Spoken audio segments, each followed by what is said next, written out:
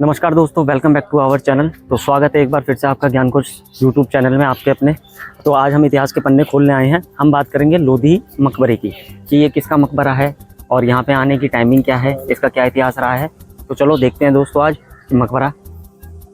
दोस्तों वैसे दिल्ली में घूमने लायक बहुत सी जगह हैं और ऐतिहासिक जो हिस्टोरिकल प्लेस हैं वो काफ़ी हैं। अगर हम हिस्टोरिकल प्लेस की बात करते हैं तो हमारा सबसे पहले नाम आता है लाल किला, कुतुब मीनार।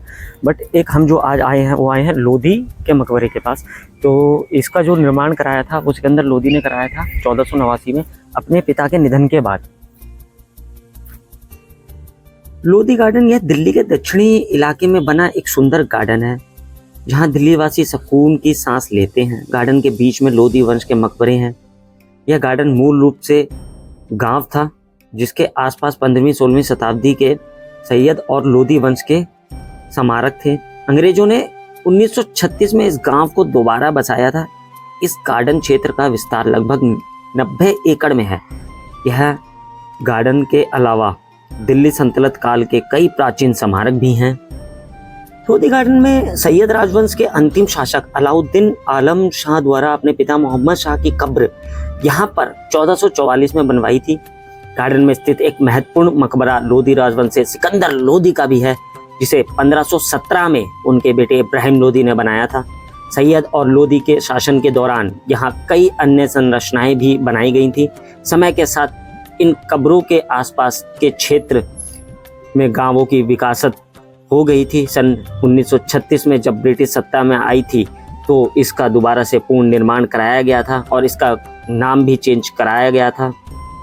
गार्डन के अंदर यह है सिकंदर लोधी का मकबरा। इस मकबरे को उनके पुत्र द्वारा सन 1570 में बनवाया गया था। यह एक मंच पर स्थित साधारण सी चतुर्भुजाकार संरचना है जिस पर बाबर द्वारा इब्राहिम लोधी की हार की गाथा को गुदवाते हुए इसका अंग्रेजों द्वारा वर्णन किया गया है।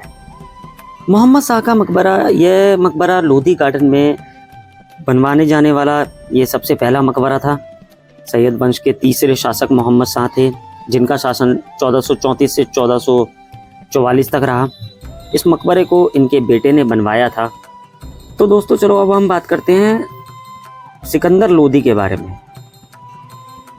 सिकंदर लोधी का पूरा जो नाम था वो सुल्तान सिकंदर शाह था और उसको जो दूसरे नामों से जाना जाता था वो निज़ाम खां सिकंदर लोधी के नाम से जाना जाता था। सिकंदर लोधी की मृत्यु 21 नवंबर 1517 को हुई थी। उसके पिता का नाम बहलोल लोधी था। उनको जो उपाधि मिली हुई थी वो 17 जुलाई 1489 को सुल्तान सिकंदर शाह की उपाधि से दिल्ली के सिंहासन पर बैठाया गया था। राज्य अभिषेक 17 जुलाई 1489 को हुआ था। हम आपको बताते हैं दोबारा से, इसका जो मूल नाम था वो निज़ाम खां था और यह 17 जुलाई 1489 को सुल्तान सिकंदर शाह की उपाधि से दिल्ली के सिंहासन पर बैठा। सिकंदर लोधी एक हिंदू मां की संतान था। सिंहासन पर बैठने के बाद सुल्तान ने सर्वप्रथम सबसे पहले अपने विरोधियों में चाचा आलम खां, ईशा खां, आजम हुमायूं सुल्तान का भतीजा तथा जर्रा के सरदार तातर खां को हराया, परास्त किया। सिकंदर लोधी ने जौनपुर को अपने अधीन करने के लिए अपने बड़े भाई बारबक शाह के खिलाफ अभियान किया जिसमें उसे पूर्ण सफलता मिली। जौनपुर के बाद सुल्तान सिकंदर लोधी ने 1494 में बनारस के समीप हुए एक युद्ध में हुसैन शाह शर्की को परास्त कर बिहार को दिल्ली में मिला लिया। इसके बाद उसने तिरहुत के शासक को अपने अधीन किया। राजपूत राज्यों में सिकंदर लोधी ने धौलपुर, मंदरेल, नरवर, नागौर को जीता परंतु ग्वालियर पर अधिकार नहीं कर सका। राजस्थान के शासकों पर प्रभावी नियंत्रण रखने के लिए तथा व्यापारिक शहर की नींव डाली।